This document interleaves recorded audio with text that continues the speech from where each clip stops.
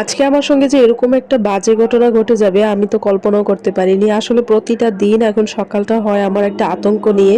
কি হয় না হয়, কখন কি হয় কিছুই বুঝতে পারি না।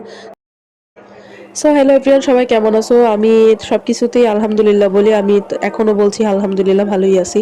তো যাই হোক, সারা রাত প্রচুর মাথা ব্যথা করছিল আর খুব ভালো একটা ঘুম দিয়ে উঠছি। আসলে এই পর্যন্ত ফ্রেশ ছিলাম।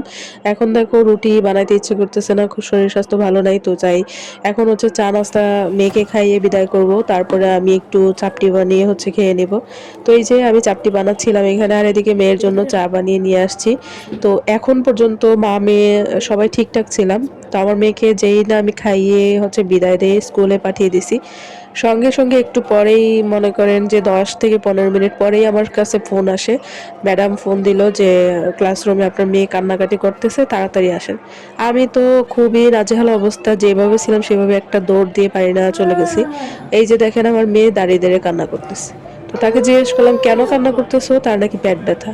আসলে আমারই ভুলটা হয়েছে, কারণ সকালবেলা আমি একটু আলসেমি করে ওর জন্য রুটি করি নাই। তো আজকে চা দিয়ে হচ্ছে ব্রেড দিয়ে খাইয়ে দিছি। আর আপনাদের মানে সুবিধার জন্য বলছি, আপনারা যারা মা আছেন, যারা আমার বেবির মতো এরকম ছোট বাচ্চা কাচ্চা আছে স্কুলে যায়, তো তাদেরকে খালি পেটে সকালবেলা কখনোই দুধ চা খাওয়াবেন না।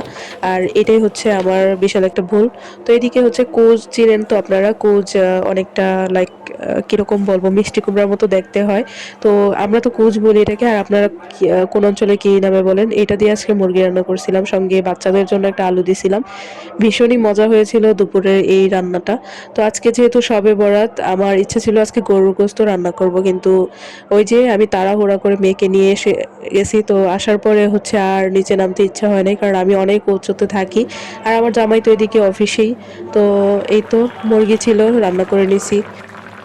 আর এদিকে আমার মাথার ব্যথার জন্য কিছুই ভালো লাগছিল না সকাল থেকে, মানে সকালে ঘুম থেকে উঠছি পর থেকেই কিছুক্ষণ ভালো গেছে, তারপর থেকে যে শুরু হয়েছে অর্ধেকটা মাথা আমার প্রচুর ব্যথা। তো আমি লাইভ করছিলাম তখনও কিন্তু আপনাদের সঙ্গে শেয়ার করছিলাম যে আমার প্রচুর মাথা ব্যথা এখন পর্যন্ত, এখন অবধি মাথা ব্যথাই আছে। তো যাই হোক, আমার জন্য একটু দোয়া করবেন। আজকে সবে বরাতের রাত, সবাই নামাজ কালাম পড়বেন।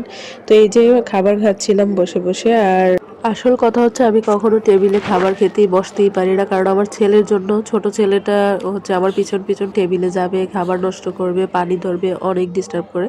সেই জন্য আমি এখানে বসে আরাম করে খাবার খাচ্ছি। এদিকে আমার মেয়েকে পড়াচ্ছিলাম বিকেলবেলা, আর ছেলে এদিকে দেখেন রাবার খেয়ে কি করছে। ও আসলে 2 দিন পর পর অসুস্থ হয় মূলত এইসব কারণেই বেশিরভাগ। তো দেখেন রাবারটাকে চাবায়া একদম শেষ করে দিছে। তো এরকমই করে, কখন কি নিয়ে যায়। তো আজকে ব্লগটি কেমন হলো অবশ্যই জানাবেন, আর আমার পরিবারের জন্য দোয়া করবেন। আল্লাহ হাফেজ।